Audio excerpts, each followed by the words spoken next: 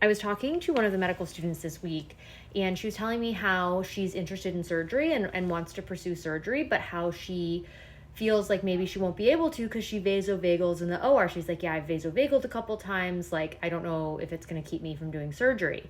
And I was like, oh my God, don't worry. Like, that same thing happened to me in medical school.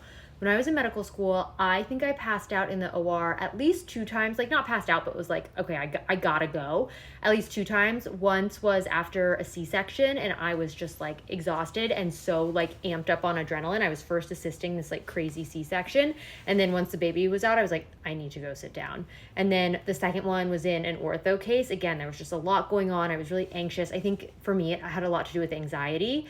And I was worried that I wasn't going to be able to do surgery because I thought I wanted to do surgery, but I was really worried that I wasn't going to be able to stand up for really long cases. And so I told her about how I fixed it. I do think for me, it really was related to anxiety. And once I got more comfortable in the OR and knew that I would do well here and I could figure it out, then it got a lot better.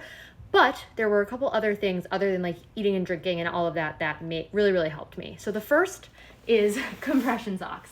I wear them every single day, even if I'm in the OR or in clinic. I wear them every single day. They help me so much. I really, truly think this is the number one thing that helped me from passing out in the OR. Number two is a really good pair of supportive shoes, not soft soled shoes. Really, I wear Calzeros. Firm soled shoes help me so much. And then I move around in the OR. Like, I'll bend, like if I'm standing there and it's not going to affect anything, or if I'm doing something it's not going to affect anything, I'll bend my knees, I'll like clench my butt, I'll just try and get blood flowing so that I'm not just not lock-kneed standing there, and that really helps. I will also say, when you're not a medical student, when you're an actual surgeon like operating, or a resident and like actually operating, it makes a big difference. You're not just standing there noticing how uncomfortable you feel, you're actually doing something, and so you don't feel like that, the lightheadedness as acutely. But anyway, don't let that keeping you from being able to do surgery.